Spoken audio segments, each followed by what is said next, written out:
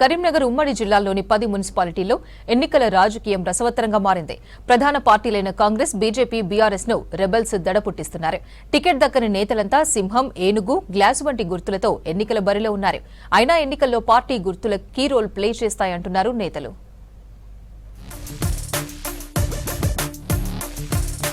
కరీంనగర్ జిల్లా రాజకీయాల్లో ఇప్పుడు ఎక్కడ చూసినా సింబల్ సెంటిమెంట్ కనిపిస్తోంది. మున్సిపల్ ఎన్నికల్లో ప్రధాన పార్టీల బీఫారాలు దక్కించుకోలేకపోయిన నేతలంతా ప్రత్యామ్నాయదారులు వెతుక్కున్నారు.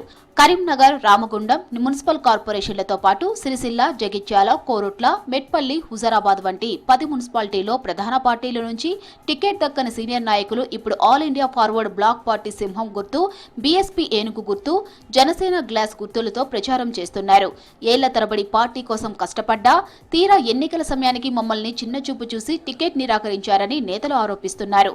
తమకు వార్డులలో ఉన్న మంచి పేరుతో పాటు అందరికీ క్యాచీగా ఉండే గుర్తు తమ విజయానికి దోహదపడుతుందని అభ్యర్థులు చెబుతున్నారు. టికెట్ల కేటాయింపు విషయంలో కూడా ఎవరైతే బీసీలు ఉన్నారో వాళ్ళందరినీ కూడా రాజకీయ పార్టీలు వాడుకొని చివరి నిమిషంలో మళ్ళీ డబ్బులు ఉన్నటువంటి వాళ్ళకే టికెట్లు కేటాయించడం జరిగింది.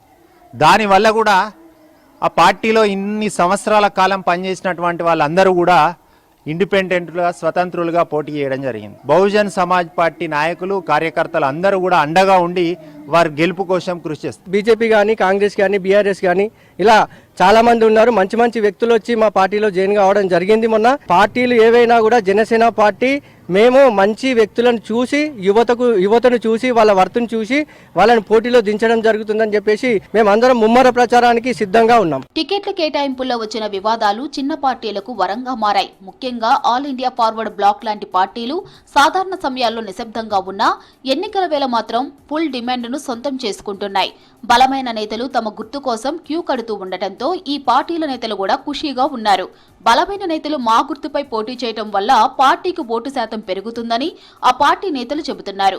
ఇది తమ పార్టీ జాతీయ స్థాయి ఉనికిని ఎంతో మేలు చేస్తుందంటున్నారు. దాదాపు 20 సంవత్సరాలు 30 సంవత్సరాలు కష్టపడ్డ వారిని కూడా విస్మరించి ఎవరైతే డబ్బులున్నాయి, అదేవిధంగా ఎవరైతే నా కులం అని పంచుకొని వారికి ఎవరైతే అన్యాయం అయిపోయినరో వాళ్ళందరినీ కూడా మా పార్టీ నేతాజీ సుభాష్ చంద్రబోస్ కుటుంబంలో చేర్చుకున్నాం. కరీంనగర్ కార్పొరేషన్లోనే 31 బీఫామ్లు ఇచ్చేసి మేము గెలిపించుకోబోతున్నాం. నిజంగా చెప్పాలంటే ప్రజలు పెద్ద ఎత్తున సింహం గుర్తు మీద పోటీ చేసినటువంటి అభ్యర్థులందరూ కూడా పెద్ద ఎత్తున ఆదరిస్తున్నారు, స్వాగతిస్తున్నారు.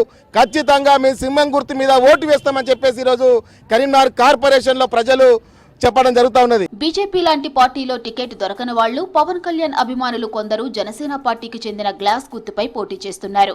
ఈ గుర్తు యువతను ఆకర్షిస్తోంది. అటు బీఎస్పీ ఏనుగు గుర్తు కూడా దళిత ఓటు బ్యాంకును చీల్చే ప్రమాదం ఉండటంతో ప్రధాన పార్టీలో టెన్షన్ మొదలైంది.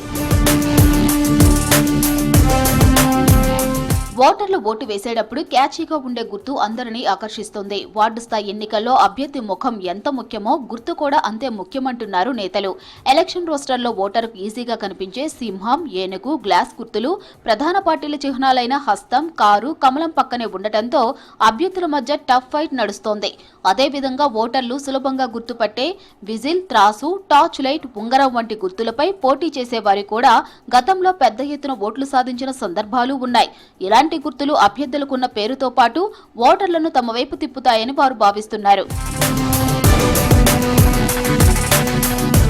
కాంగ్రెస్, బీజేపీ, బీఆర్ఎస్ పార్టీల తరపున పోటీ చేస్తున్న అభ్యర్థుల్లో గెలుస్తామన్న ధీమా కంటే ఎక్కువగా రెబల్ అభ్యర్థుల గుర్తుల గండంతో భయం పట్టుకుందనే చర్చ నడుస్తోంది.